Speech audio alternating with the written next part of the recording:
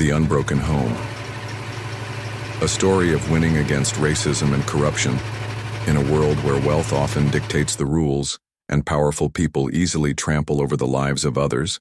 Sometimes stories emerge that remind us of the power of spirit and resilience. This is a story about a home. Not just a house, but a legacy that faced the harsh reality of modern development and racial injustice. This is the story of a family that refused to give up. Meet Mr. Elijah. He's in his 70s, his hands calloused from decades of hard work, but his eyes hold a spark of kindness and unbroken wisdom. For Elijah, his house is not just a brick structure on the edge of the city. It's the heart of his family, the place where his grandfather planted the first tree, where his parents celebrated their wedding in the distant 50s, where his children and grandchildren were born. Every corner of this home breathes history. Every creak in the floor reminds him of the past. Mr. Elijah was a pillar of his community, a man who always found time for advice or help, the embodiment of a quiet dignity forged in the fight for civil rights. His vulnerability wasn't a weakness, it was his deep-seated belief in a basic humanity that some had long since lost. But the world around Elijah was changing. His neighborhood, once quiet and peaceful, became the subject of intense scrutiny from a powerful developer, Jonathan Sterling, a real estate magnate known for his ruthless methods and a flawless reputation on paper. Sterling had a single goal: to transform this old district into a gleaming entertainment center with luxury housing. He bought plot after plot, but Elijah's house stood in his way like an unshakable rock. This home was the final obstacle on the path to millions in profit. Sterling offered money, first respectable amounts, then laughable ones. But for Elijah, this wasn't about money. It was about legacy, home, and self-respect. Elijah's refusal was taken by Sterling as a personal insult. And that's when those who were supposed to uphold the law stepped in: the local police. These were white officers who often considered the word law to be their own interpretation, and a powerful friend at the top could ensure their impunity. At first, it was small checks, traffic stops without reason, questions about suspicious activity near his own house. Then they started to visit Elijah's house, looking for violations: too tall, grass, a wrongly parked car, or an alleged noise disturbance in the middle of the afternoon. The pressure grew with each passing day. One late evening, while Elijah was watching television with his grandchildren, the police tried to force their way into the house, claiming an unbearable noise, even though it was quiet. It was pure intimidation, a show of force aimed at breaking the old man's will. They threatened him, pushing him as he stood in the doorway. The family was terrified, and Elijah felt helpless. He tried to explain and reached out to police superiors, but his words were lost in a bureaucracy that seemed stacked against him. Every attempt to resist only intensified the pressure, making his life unbearable. The lawyers he could afford only confirmed it. The chances were slim when he was up against such a machine. Elijah was almost out of hope, his strength ebbing away. But this story had a lifeline.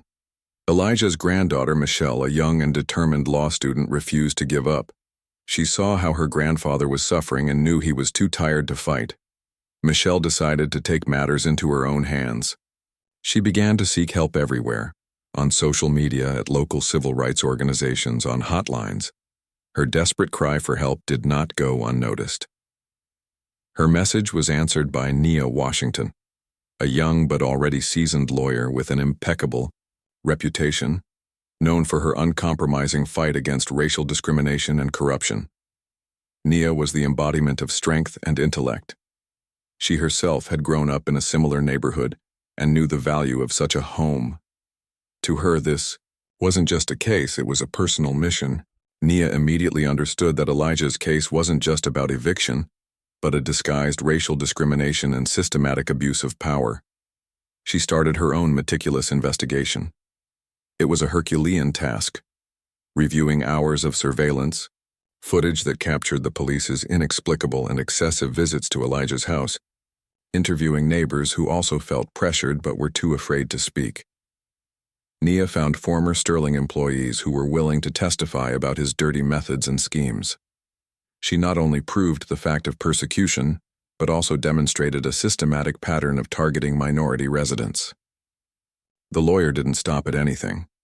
She uncovered a web of connections between the police officers and Sterling's company. Secret meetings, suspicious financial transactions that pointed to bribes. She gathered evidence that the developer was specifically targeting old, neglected-looking neighborhoods where minorities predominantly lived, using racial prejudice to facilitate evictions. Every piece of evidence, every testimony, was carefully verified and documented. Nia understood. She was up against a powerful system, and the slightest mistake could cost Elijah his home. The climax came in court. Developer Sterling and his lawyers were overconfident, believing the case was already lost for Elijah. They were used to quick wins, bought or intimidated, but Nia was ready. She presented her evidence clearly and irrefutably. She exposed the scheme, showed how the police abused their power, and proved a direct link between the pressure on Elijah and Sterling's interests. The testimonies of neighbors, the footage, and the financial documents laid a heavy burden on the defense. When Nia, with unshakable confidence, exposed the incompetence and bias of the police, and then showed the evidence of their secret ties to the developer, the atmosphere in the courtroom became electric. She referenced legal precedents and civil rights laws, demonstrating that the police's actions were not just an abuse of power, but a clear case of racial discrimination. Sterling and his lawyers tried to object, but their arguments crumbled under the weight of the facts. The judge, who had initially seemed skeptical, had no choice but to rule that the actions of the developer and the police were illegal, motivated by discrimination and corruption. The court's decision was monumental. Not only were the police actions declared illegal, but the developer was also forced to abandon his plans for that plot. Criminal charges were filed against Sterling and the involved officers. Mr. Elijah and his family stayed in their home, but this wasn't just one family's victory. It was a triumph of justice, a reminder that even in the most difficult circumstances, when the system seems to be against you, there are those who are willing to fight for the truth. Stories like this inspire us not to stay silent, not to give up, and to believe that the voice of truth can be louder than money and power. What do you think of this story? Do you know similar cases where ordinary people were able to overcome injustice? Share your thoughts in the comments. And don't forget to subscribe so you don't miss new stories about the fight for justice that inspire change.